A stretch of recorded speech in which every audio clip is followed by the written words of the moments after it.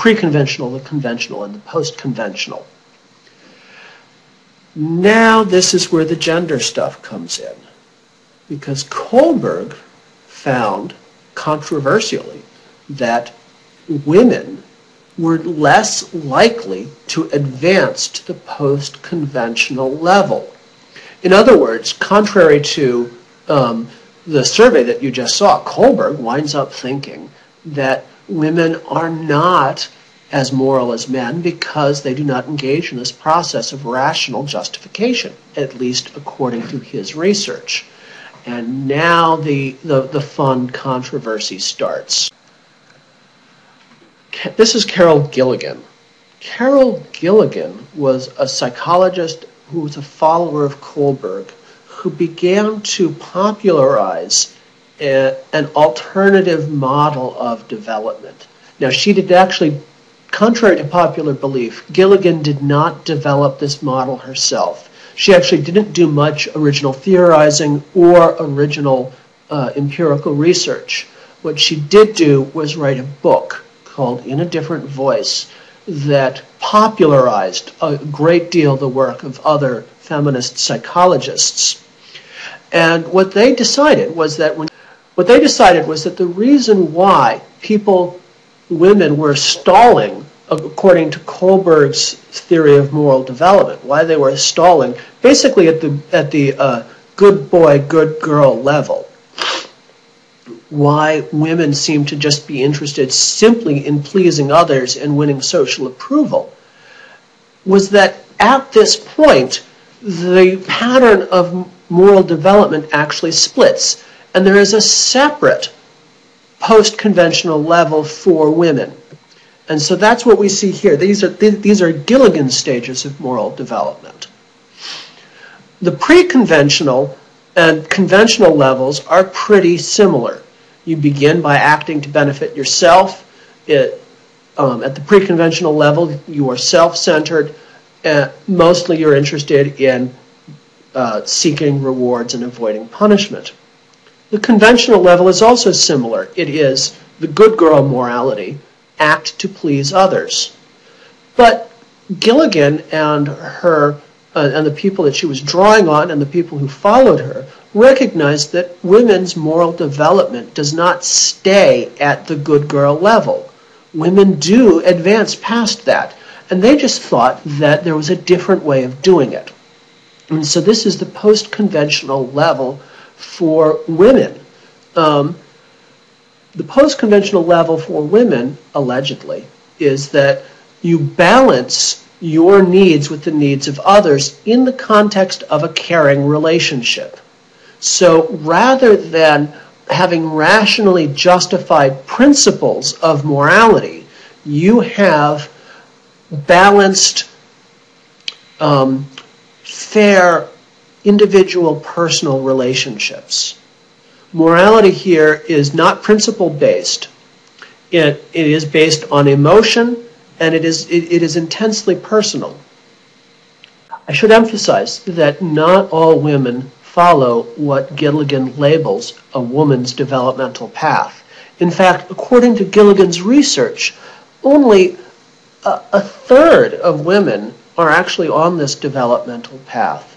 And most women are still on what Gilligan labeled a male developmental path.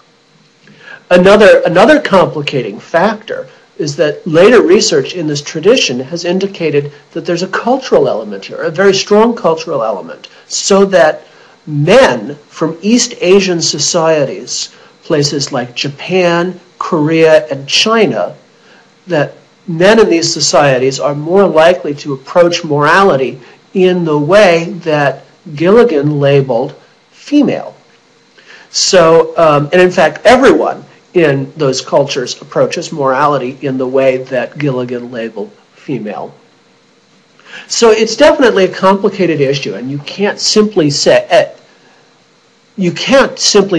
women are like this, men are like this. It's not like that. Everyone is different. At best, what you can say is that women tend to be more one way and men tend to be more another. And that's really all Gilligan her predecessors and her followers were ever claiming. But even then, there's room for debate, and this is hopefully something that you will get into on the discussion boards on the second thread that I've set aside there. You can ask yourself, please ask yourself and each other if what Gilligan describes fits what you think happens. Okay, one last word. I said previously that for Lischka, the final stage of acquiring moral knowledge was justification, which means that for Lischka, full moral competence requires a rule-based, principled, and justified morality. So, for Lischka, the idea that morality could be done in the way that Gilligan suggests, this method has now come to be known as the care ethics approach.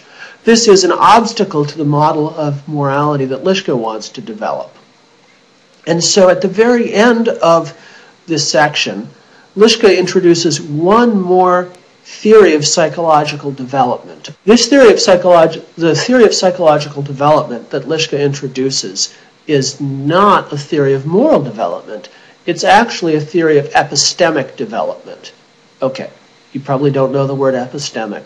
Epistemic means relating to knowledge. Epistemology, the study of knowledge, is an important part of philosophy. So Kitchener et al. Studied the development of people's ideas about belief. And so these are the stages that Kitchener came up with. In the beginning, children simply believe that what they think is true. If they think it, it's true. And there's no need for justification. Your beliefs are true. And what you see in the development of children is a move through thinking that beliefs are simply true, through thinking that beliefs are justified by authority, and then into a process of justifying beliefs for themselves outside of authority. And this begins with children using idiosyncratic or self-serving reasons to justify their beliefs. So mostly you decide what you want to believe, and then afterwards you decide why you can believe it. But as children develop into adolescence and adulthood, you come to justify your beliefs with other kinds of reasons. First of all, you begin simply by using the kind of reasoning that's appropriate to the local context, whatever you're dealing with. Also, you can justify things by balancing opinions, contrasting opinions from other people. But again, the highest level of development here, according to Kitchener et al., for belief, is to justify your beliefs using what Lischka calls generalizable criteria. These are rules for acquiring knowledge that apply in all contexts. So Lischka brings this in at the end of his discussion of Gilligan and Kohlberg as a way of ultimately reinforcing the Kohlberg style approach and saying, well, look, it's a part of your development in general that you learn to justify beliefs. And what is true, what Kitchener et al. Say is true for epistemic development should also be true of our moral development. So that in the end, what we are looking for really is, this kind of process of acquiring moral knowledge, where you justify, where you establish rules. It's a rule-based theory, and you attempt to justify them. Okay, that should be all we need to go over in the video today. The real question for you guys is what you make of this, whether you agree with it, whether it fits your understanding of the role of men and women in society and in moral development, and whether you think that this is a project that is doable and doable for you. So hopefully all of this discussion will take place in the discussion section, and I will see you on Monday.